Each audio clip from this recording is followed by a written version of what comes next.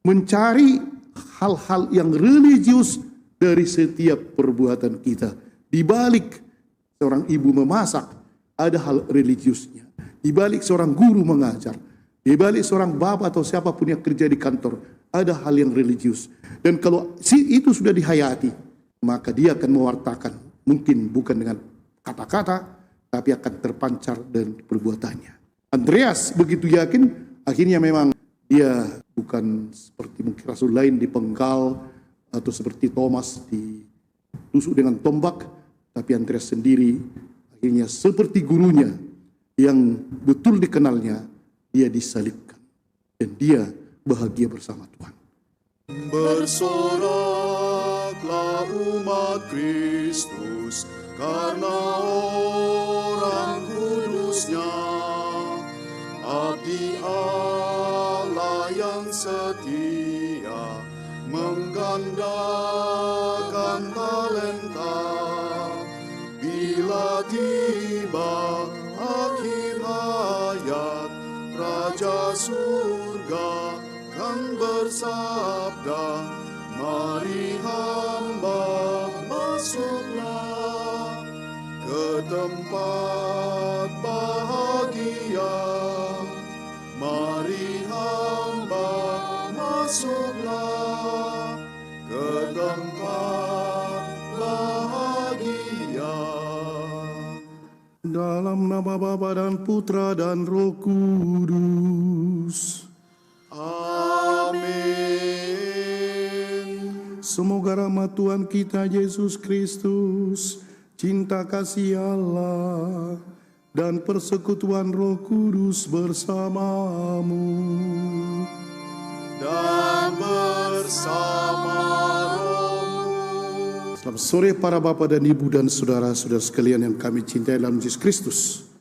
Tanggal 30 November kita memperingati Rasul Andreas yang dari Betsaida sebenarnya sangat punya perhatian terhadap hal-hal religius.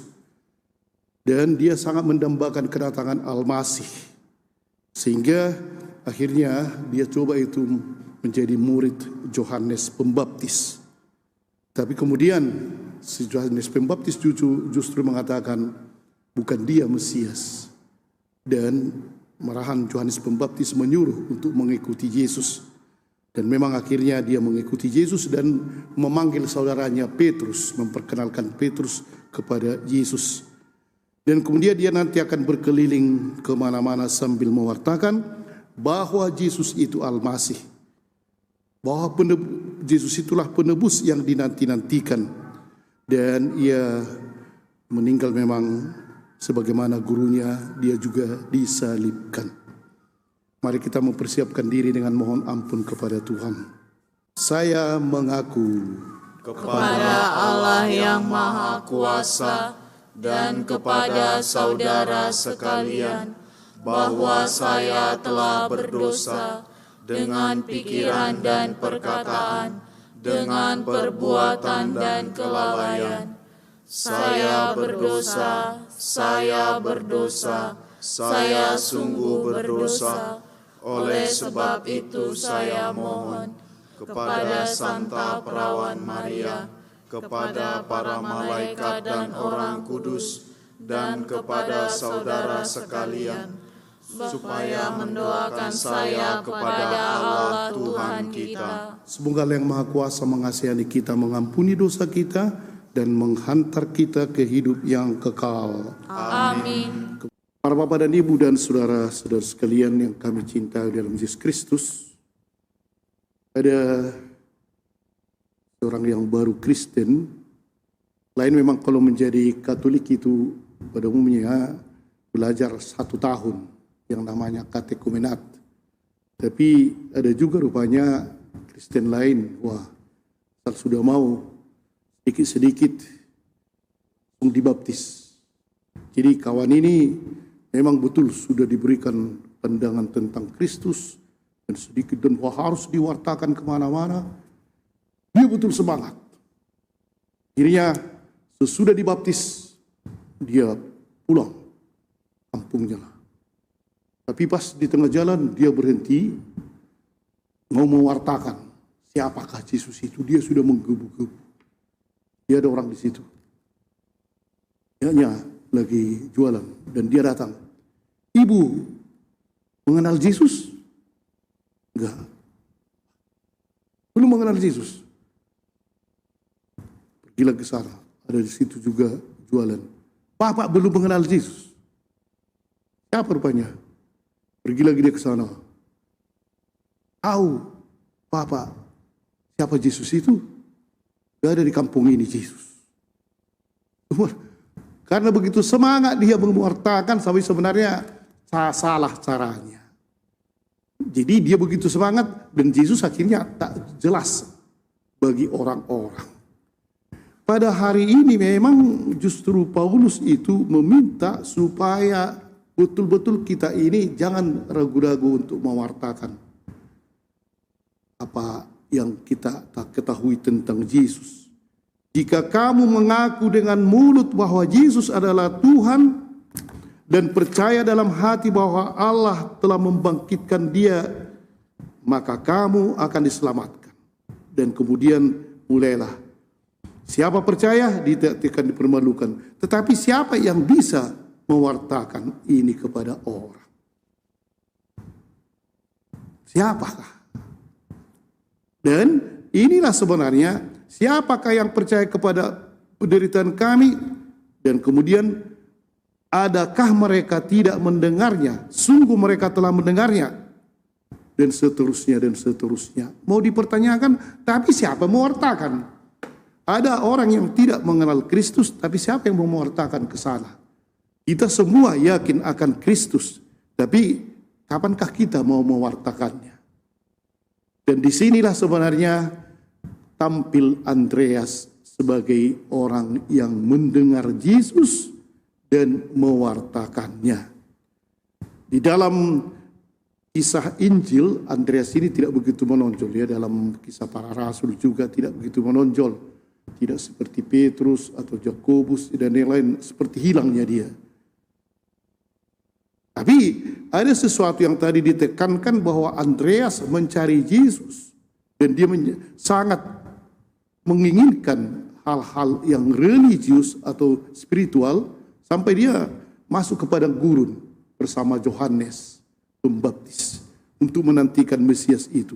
Dan kemudian setelah Yesus memanggilnya, langsung dia meninggalkan segalanya dan mengikuti Yesus. Sesuatu yang kita inginkan pada hari ini ialah contoh. Memang para rasul pada umumnya begitu, tapi Andreas ini di dalam diri kita sebenarnya sangat juga kita ingin hal-hal rohani. Jangan hanya jasmani. Jangan hanya kita terpaku kepada dunia sehingga kita tidak tahan kalau ada sesuatu penderitaan atau percobaan. Justru kita seharusnya mencari yang di balik dunia ini, keduniaan ini ada spiritual atau kerohanian, nilai-nilai religius. Dan itulah yang mendorong Andreas mengikuti Yesus dan siap mewartakannya. Dan pada hari ini para bapak dan ibu, marilah kita seperti Andreas mencari hal-hal yang religius dari setiap perbuatan kita.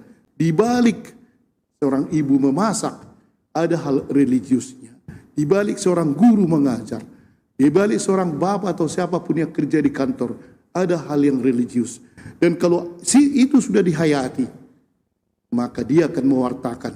Mungkin bukan dengan kata-kata, tapi akan terpancar dan perbuatannya.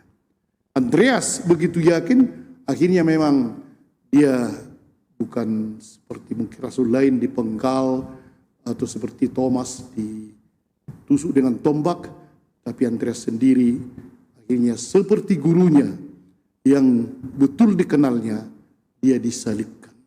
Dan dia bahagia bersama Tuhan. Amin. Agunglah misteri iman kita, penyelamat dunia, selamatkanlah kami karena melalui salib dan kebangkitanmu. Engkau telah membebaskan kami.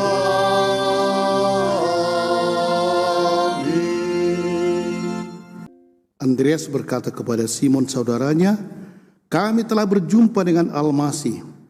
Lalu ia mengantar Simon kepada Yesus. Tuhan bersamamu.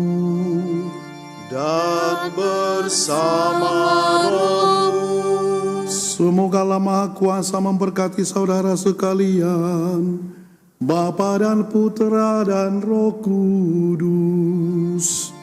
Amin. Saudara-saudari, pergilah dalam damai. Syukur